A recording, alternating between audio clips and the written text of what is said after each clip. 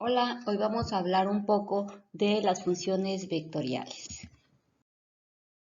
Las funciones vectoriales son funciones cuyo dominio puede ser el espacio tridimensional y contradominio también es un espacio tridimensional.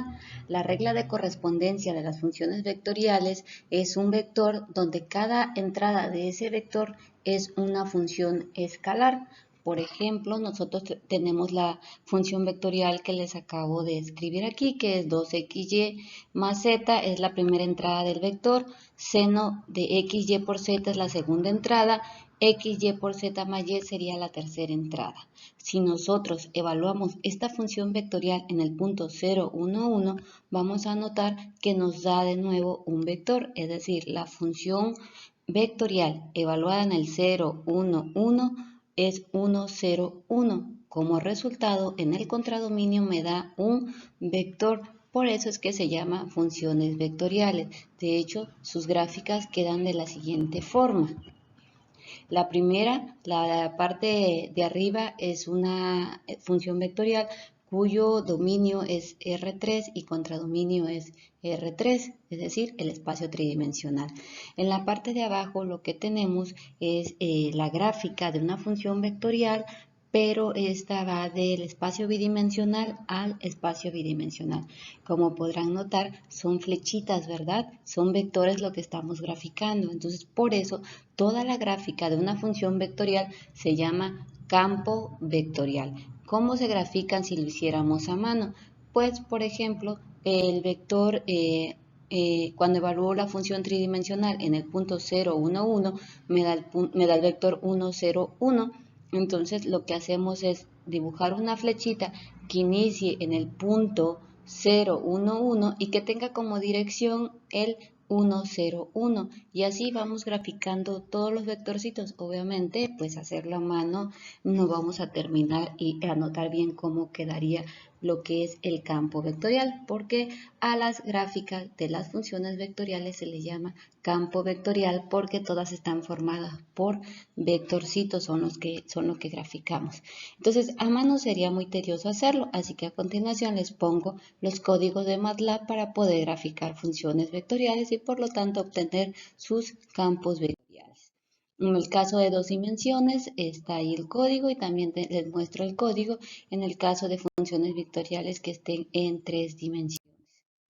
Dentro de las aplicaciones que vamos a ver están las siguientes. Imaginemos que tenemos una tubería de agua, por ahí hacemos pasar ese flujo de agua.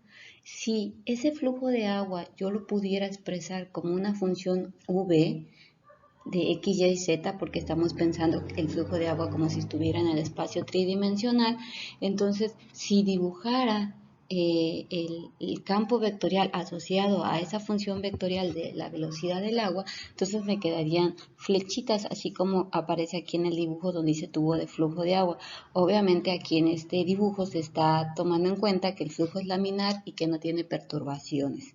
La rapidez con que iría cada partícula de agua sería la longitud de la flechita, de esas flechitas que nosotros dibujamos. Si yo, acuérdense que es un vector, si le saco su norma, ese numerito que me va a dar es la rapidez con la que va, por ejemplo, el agua en el punto XY, donde estamos evaluando la función. Otra aplicación, y ya es la famosa ley de la gravitación universal, que pues nos dice la fuerza de atracción entre dos masas, puede ser la Luna y la Tierra, ¿no? Que la fuerza de atracción entre los dos cuerpos es directamente proporcional a su producto dividido entre su distancia al cuadrado.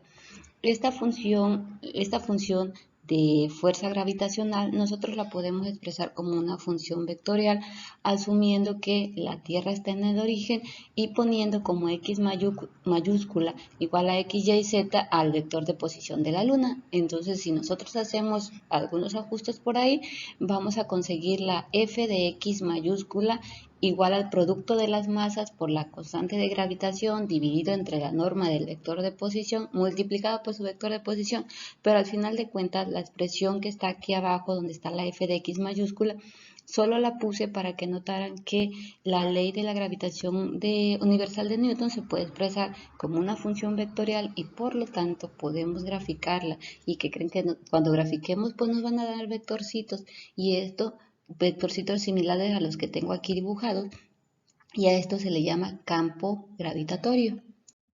Otro ejemplo similar es la fuerza eléctrica entre dos cargas. Su fórmula es la dada ahí, f de x igual la fuerza entre dos cargas es directamente proporcional a su producto dividido entre la x, donde aquí en este caso la x mayúscula es otra vez el vector de posición.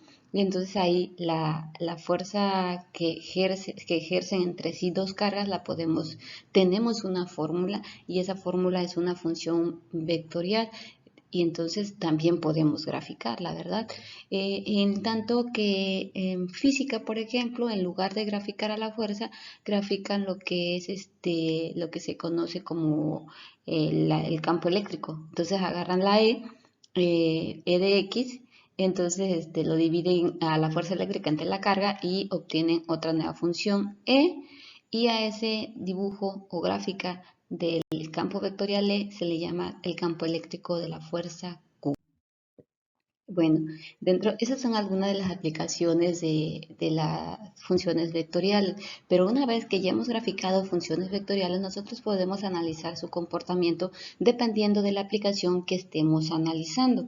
Por ejemplo, una de las propiedades que nosotros analizamos en las clases de cálculo multivariable es lo que se llama el rotacional de la función vectorial y la divergencia de la función vectorial.